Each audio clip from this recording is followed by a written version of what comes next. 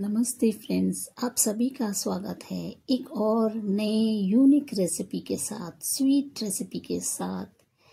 मैं इतना टेस्टी भी बन सकता है। और आलू तो कॉलर अप। आलू ने सोचा मैं सब्जियों में तो सब जगह जाता हूँ, आज रसमलाई में भी। तो इस तरह बहुत ही अच्छी रसमलाई बनी। आप सभी आगे वीडियो में बने रहिएगा कि किस तरह साबूदाना और आलू से मैंने बनाई बहुत ही टेस्टी स्वादिष्ट रसमलाई, और वह भी बिना छेना के। तो देखिए, बिना छेना के, बिना दूध को फाड़े हुए हमने इतनी स्वादिष्ट, टेस्टी, दिखने में तो है ही, खाने में भी बहुत ही लाजवाब है, टेस्टी है, सॉफ्ट है, स्वादिष्ट है। जो एक बार यह रसमलाई को खाएंगे तो बार बार इसी की फरमाइश करेंगे। हमने यहाँ पर तैयारी कर ली है। हमने यहाँ पर साबूदाना को 3 घंटे के लिए भिगा दिया था, और भीगने के बाद कुछ इस तरह खिले खिले दाने देखिए कुछ इस तरह से बन गए हैं। और इसके अलावा हमने स्वाद को बढ़ाने के लिए मिल्क पाउडर, कस्टर्ड पाउडर और इलायची पाउडर के साथ साथ हमने ड्राई फ्रूट्स को बारीक पाउडर बना दिया है, जिससे स्वादिष्ट हो जाता है। उसके अलावा सजाने के लिए टूटी फ्रूटी। और हाँ, यहाँ पर हमने आलू का तो यूज़ किया है, आपने देख ही लिया होगा। साबूदाने के साथ साथ हमने एक आलू का भी यूज़ किया है, मीडियम साइज का आलू। तो देखिए कुछ इस तरह से हमने साबूदाना को भिगा दिया था। अब इसको हम मिक्सी में पीसते हैं, और आलू को भी थोड़ा सा मिल्क मेड डालने के बाद पीसेंगे। अगर आप चाहें तो साबूदाना को बिना भिगाए भी पीस सकते हैं। वैसे करने से आसानी हो जाती है। भिगाने के बाद अगर हम पीसते हैं तो पीसने में थोड़ी कठिनाई होती है, क्योंकि हमने इसमें पानी वगैरह नहीं डालना है। बार बार मिक्सी को बंद करना पड़ता है और फिर चलाना पड़ता है, जिससे मिक्सी गर्म भी नहीं होती है और आराम से पेस्ट को हम पीस लेते हैं। इसमें हमने आलू भी डाल दिया है और मिल्क मेड भी डाल दिया है। अच्छी तरह से बीच बीच में रोककर चम्मच से मिक्स करके हम पीसते हैं। कुछ इस तरह से पेस्ट बन करके तैयार होता है। दिखने में थोड़ा गीला लग रहा है, तो थोड़ी देर के लिए हम इसको डीप फ्रीज या फ्रीज़र में रखते हैं, जिससे थोड़ा टाइट हो जाता है यह पेस्ट, और आराम से हम इसको बॉल्स बना सकते हैं। जब तक फ्रिज में रखते हैं तब तक हम आगे की तैयारी करते हैं। यहाँ पर हमने 500 ml दूध लिया है, ½ लीटर पैकेट का दूध। इसको थोड़ा गुनगुना होने देते हैं। जैसे ही गुनगुना हो जाए, मिल्क मेड जो हमने 2 स्पून लिया था उसको लेते हैं और अच्छी तरह से मिक्स करते हैं, ताकि उसमें कुछ गुठलियाँ ना रहे।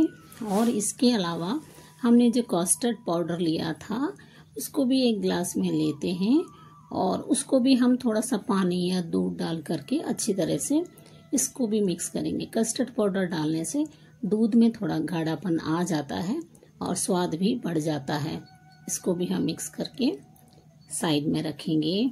और जैसे ही दूध उबल जाता है, जो हमने मिल्क मेड को फेंट करके रखा था उसको हम दूध में डालते हैं। तो मिल्क मेड से भी दूध का स्वाद बहुत ज़्यादा बढ़ जाएगा।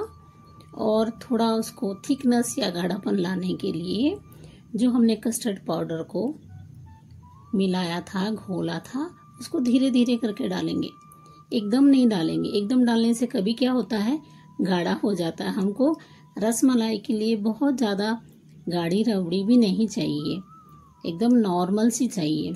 इसके अलावा जो ड्राई फ्रूट्स हमने कूट के रखे थे, काजू, बादाम, पिस्ता, और उन सभी को कूटा हुआ हम इसमें डालते हैं।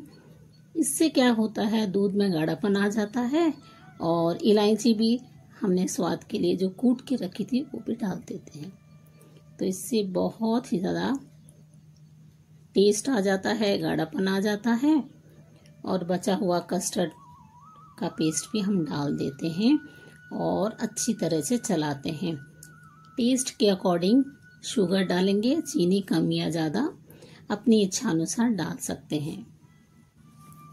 अब यहाँ पर आप देखेंगे कि दूध बिल्कुल गाढ़ा हो गया है, देखिए कलर भी बहुत अच्छा आ गया है, क्योंकि कस्टर्ड पाउडर हमने डाला था तो उसमें हल्का पीलापन आ गया है। यहाँ पर हम स्टीम करेंगे साबूदाने के, जो हम पेड़े बनाएंगे उसको हम स्टीम करेंगे। तो यहाँ पर स्टीमर में भी कर सकते हैं, कुकर में कर सकते हैं, लेकिन यहाँ पर हमने घरेलू जुगाड़ कुछ किया है।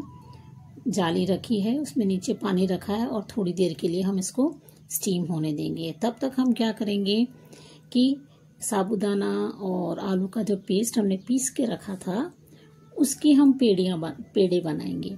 हाथ में थोड़ा ऑयल या घी लगाते हैं और एकदम राउंड राउंड पेड़े जैसे बनाएंगे। एकदम गोल बॉल के जैसे नहीं बनाएंगे, क्योंकि उसमें रस अंदर तक नहीं जा पाता है। तो रस मलाई कुछ इस तरह से थोड़ा फ्लैट हम बनाते हैं, पेड़े की तरह फ्लैट। और हमने बनाकर तैयार कर दी है। सजाने के लिए टूटी फ्रूटी हमने ऊपर से लगा दी है। अब इसको 3-4 मिनट के लिए स्टीम के लिए हम रखेंगे। ऐसे 2 ट्रिप हम बना करके तैयार करते हैं। तो स्टीम में रखेंगे 3-4 मिनट के लिए और थोड़ी देर में ये स्टीम हो जाएगी।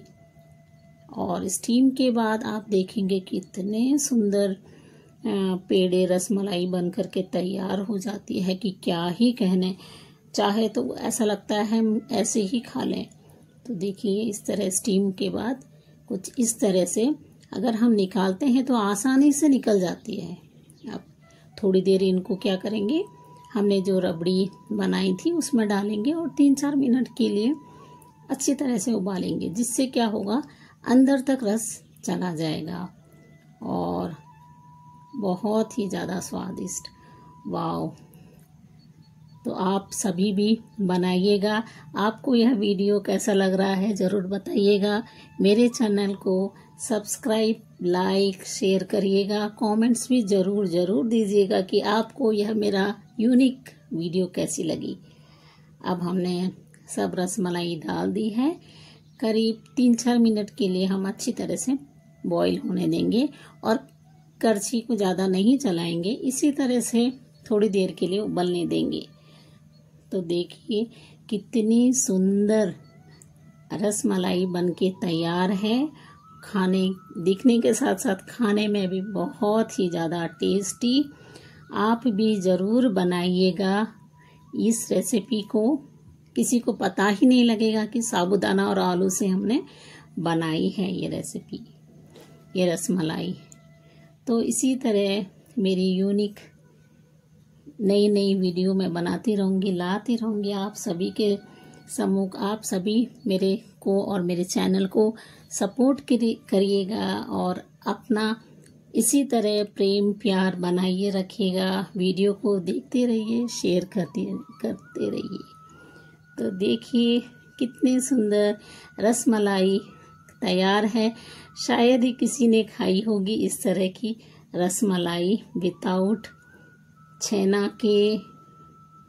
तो देखिए कितनी अच्छी ट्रांसपेरेंट सॉफ्ट रसमलाई। अब हम सर्व करने के लिए एक बाउल में रखते हैं और थोड़ा गुनगुना होने के बाद खाते हैं तो बहुत ही ज़्यादा टेस्टी होती है। हाँ, इस रसमलाई को बहुत ज़्यादा ठंडा नहीं खाना, नॉर्मल तो बहुत ज़्यादा टेस्टी होती है। अगर बहुत ज़्यादा ठंडा कर दिया तो थोड़े सख्त हो जाते हैं। तो इस तरह से काजू बादाम पिस्ता से भी सजा सकते हैं। हमने यहाँ पर टूटी फ्रूटी डाली है और सजाई है। तो आप सभी का धन्यवाद मेरे वीडियो को पूरा देखने के लिए। Thank you.